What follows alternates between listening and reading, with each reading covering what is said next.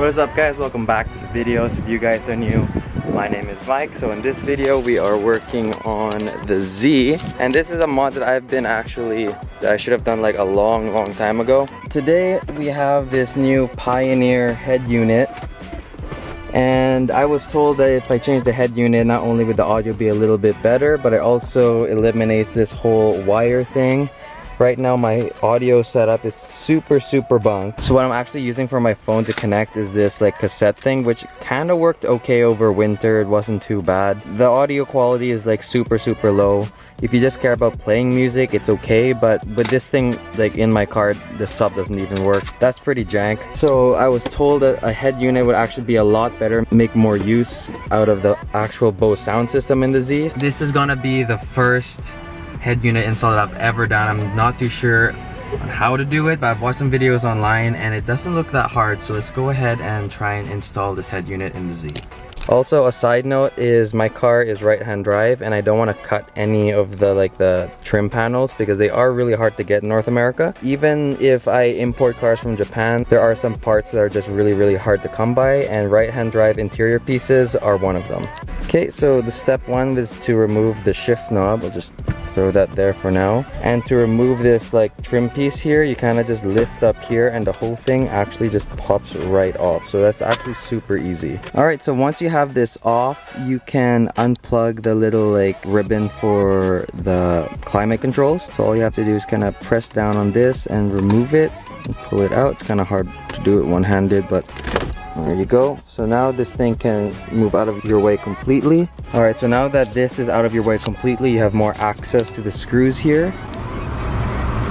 Oh God, why is it super loud? I've been told you gotta remove this 4 screws in the corner here, and there are 2 inside there, I believe. I think it's that one and this one. I've been told there are some more screws in here. It said there's a mat. Oh, I didn't even know we had a mat in here. Nissan. And then there are 2 screws in here as well, right there, that you would have to remove. And this whole thing should just pop off, and there are also clips for the gauges for here, and I think inside there as well. So I'm gonna go ahead and put the camera down and take this whole like waterfall piece out.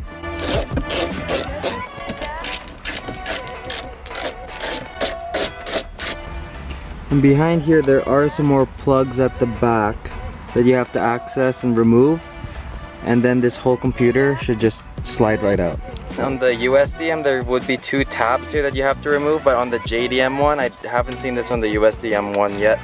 On the JDM one, you gotta remove this little door, and there are 2 more screws there and on the other side as well. And then this whole waterfall face piece should just pop off. It's actually super easy.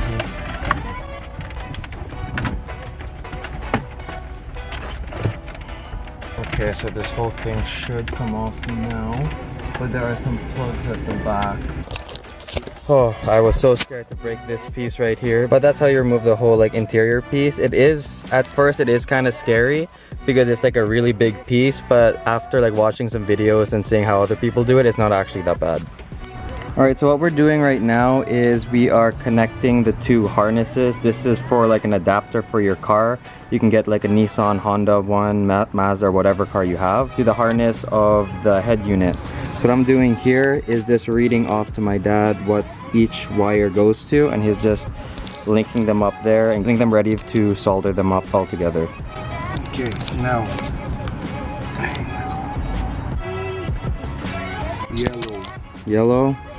Yellow to terminal supplied with power regardless of ignition switch position. Memory? So yellow to yellow so far? Yeah. Usually, they're usually the same. Okay. But, you know, to play safe. Alright, so now that we have the harness all done, we're gonna try out the stereo or the radio or whatever you want to call it, the head unit. This is how it looks like out of the box. Kind of looks like a Nintendo Switch if you guys have one. I think it's gonna be an awesome addition to the Z. So let's go ahead and see if we did everything right in terms of the wiring. Right front, left front. Okay, so gray black is what? Gray black is right front. Yeah, right front, and then the other one is left front. The violet It's right rear. Right rear. Okay, right rear here.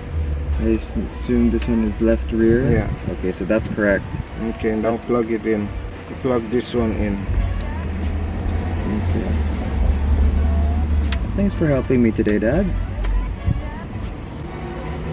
This one goes here. No. Okay. Careful, this wires here. If we did it right, this should turn on. Oh, that's good. Good sign. You shouldn't put Portuguese. Or I was thinking Spanish. Okay, so that's good. I think it's working now. But we should. Now we'll see if there's sound. Yeah. Okay. Let me take out my phone. That's a good sign. All right. So now that we have the stereo working, the radio working, we went ahead and unplugged it because we need to mount it to the OEM like interior piece here. So it looks like we're just doing this all by eye here. I think there are 2 screws here and 2 on the other side, and it looks like it should all pop out, and we're gonna try and fit the new head unit on the original bracket, see how it looks, and see if we can fit it in using only the OEM stuff. So after looking and holding this OEM one is probably 3 times more heavy. This one's actually so light, and I don't think I have any like CDs in here either. We're just removing the 4 screws here to remove the radio bracket or something. Yeah, so we're just removing that, and we're gonna be mounting them on this one here and seeing how it fits. So while we were putting this on, look what came in for Josh's Evo. This might be like the next video or something.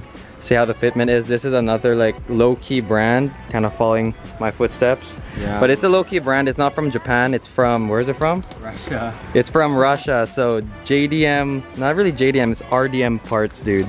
Yeah, I don't know. It looks cool though. Yeah, it looks really cool. So that'll be the next video on Josh's Evo. Alright, so after testing this all out, we have the head unit mounted to the waterfall interior piece. We also tidied up the wires. We put electrical tape on it just so it looks a lot cleaner if we were to take it off again and stuff like that. It just reduces the chances of like a wire snagging in between somewhere here. So we're gonna go plug this all in, mount in the interior pieces and the head unit, and we should be all good to go with the install.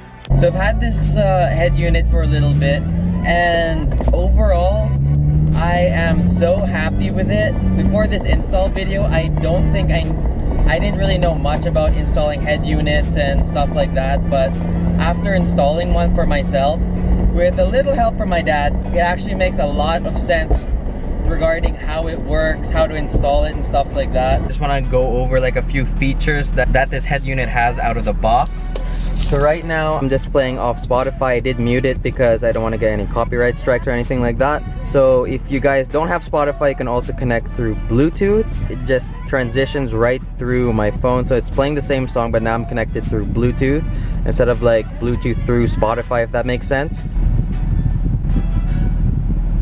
So there are also apps that you can download. Because this head unit runs off Android and Apple CarPlay, you can kind of download some apps that this certain head unit does support.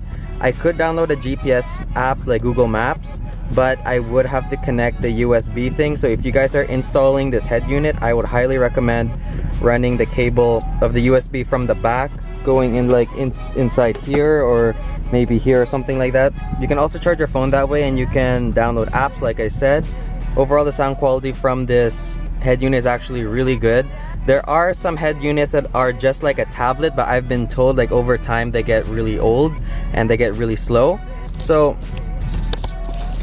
it really depends on what you want. If you want a more performance-esque head unit, I would go with something like this, like a Pioneer, that you can't have like Netflix, YouTube or stuff like that on your head unit, and it's less like a tablet, but you do have a higher end like sound system, if that makes sense. Like the sound coming from the head unit is a lot clearer, the highs are higher, the mids sound a lot better, and the lows actually like are deeper in a way. My brother actually has an aftermarket head unit on his Evo, which I kind of want to get for my Evo. It's like a fully Android head unit. You can download like Netflix, like actual apps.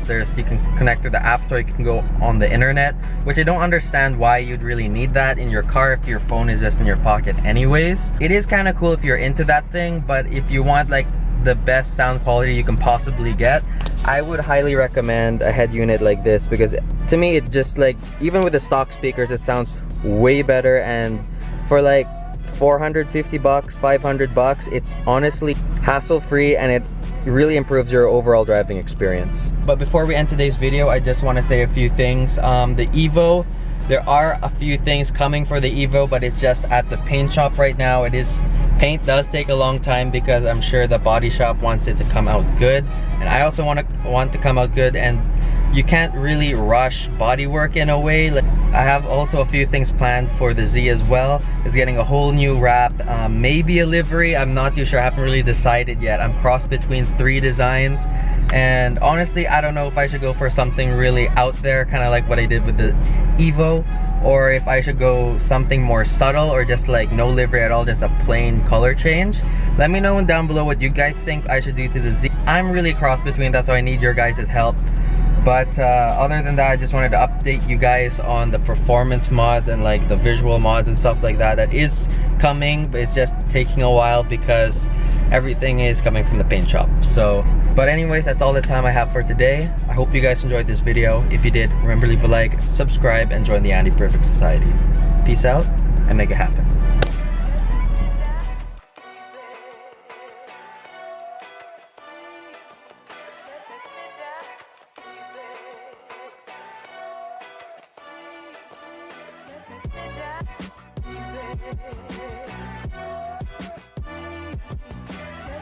Yeah.